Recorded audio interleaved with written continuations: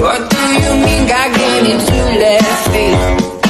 Shooting me glares from the passenger seat. Come on baby, we got all dressed up. Won't you dance with me?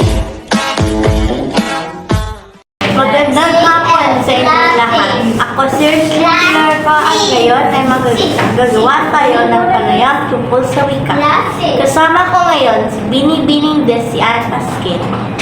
Ano ang kahulugan ng wika para sa iyo?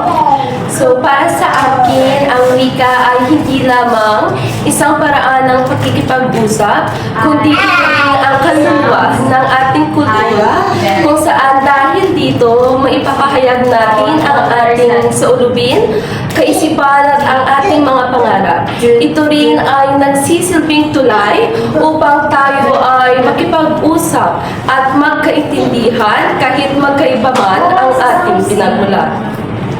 Next one. Bakit mahalaga ang wikang Pilipino para sa mga Pilipino?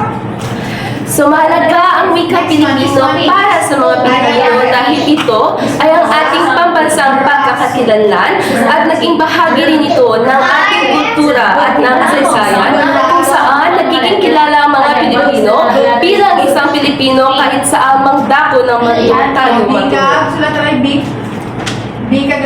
Paano natin mapahalagaan at magagamit ng tamang ating Mapapahalagahan at magagamit natin ng tama ang ating wika sa pamamagitan ng una, paggamit ito sa pang-araw-araw na pamumuhay, maging tayo man ay nasa paaralan, trabaho o maging sa paggamit ng ating mga social media.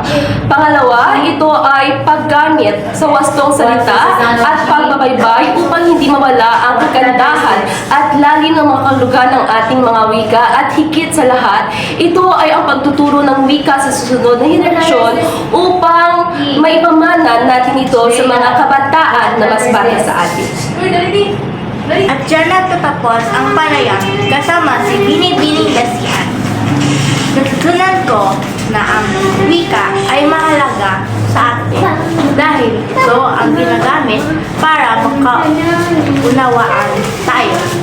Ang wikang Filipino ay ang bumuo sa atin bilang Pilipino. Ako si Slim Tilarico, nagtatapos.